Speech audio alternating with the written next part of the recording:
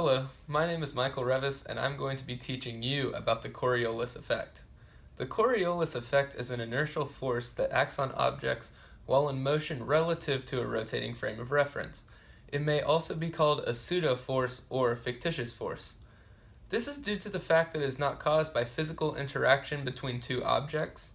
The force is actually caused by the acceleration of the non-inertial reference frame itself. This phenomenon can be easily seen on Earth due to the rotation of the planet. On the Earth, an object launched into the air will undergo a change in motion or deflect to one side or the other. If fired from the equator towards a pole, the object will deflect to the right in the northern hemisphere or to the left in the southern hemisphere. But this change is actually the same when the direction is actually the same when looking at the Earth as a whole. Two main things cause this phenomenon. First, the Earth rotates eastward, and second, the tangential velocity of a point on the Earth is a function of latitude. This velocity is essentially zero at the poles, and it attains a maximum value at the equator. Thus, if a cannon were fired northward up toward the pole, the projectile would land further east than originally was expected because of its path due north. This change is due to the fact that the tangential speed of an object at the equator is much greater than the tangential speed of an object near the North Pole. In this case, the target area where the projectile would have landed would have moved eastward at a much slower velocity than where the project was originally launched from near the equator. The rotation of hurricanes also shows this phenomenon. The incredibly high winds of the hurricane would simply travel between the north and south poles if not for the Coriolis effect. The effect deflects the wind, leading the winds to rotate into what forms a hurricane. This is why hurricanes rotate counterclockwise in the northern hemisphere and clockwise in the southern hemisphere. Now, it is also possible to determine the Coriolis acceleration. We will be able to see this more clearly using this image of a rotating platform with person 1 standing at point P1 and person 2 standing at point P2, and the platform will be rotating in the counterclockwise direction. Now the V1 is equal to the velocity of person 1 and V2 is equal to the velocity of person 2. These are both tangential velocities. Now we'll be using the equation V is equal to R omega. Now, velocity of person 1 is equal to radius 1 times omega, and velocity 2 is equal to radius 2 times omega. Now, imagine that person 1 is throwing a ball to person 2.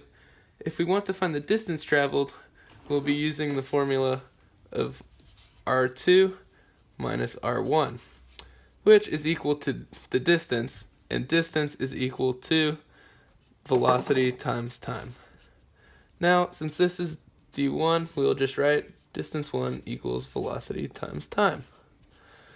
Now, during this time interval, as person 1 moves up, d1 for that person is equal to velocity 1 times time.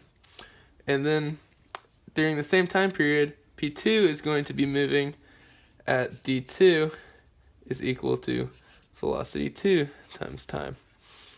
Now, this will help give us the equation, well, assuming that d total is going to equal d2 minus d1, which will give us the distance.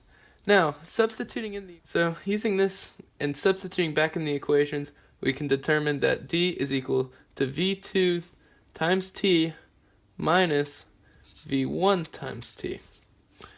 Now, also using this equation, we can resubstitute and determine that d is equal to r2 omega times time minus r1 omega times time. Then, factoring, we determine that d is equal to r2 minus r1 times omega times t.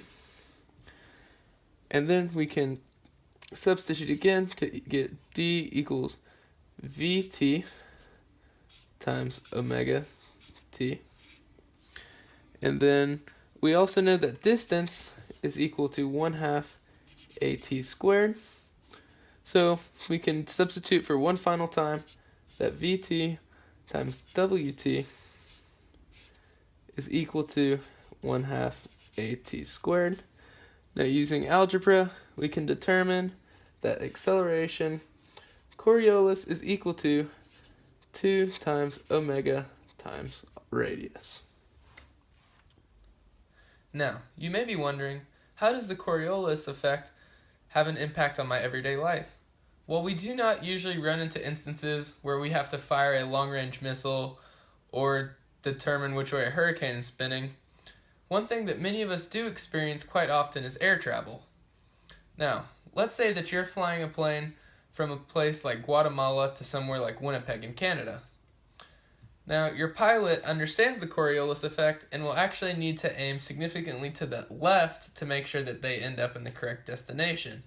Without this correction, our air travel would be incredibly inefficient, and there would be a bunch of guesswork by pilots, and that would cause very many issues.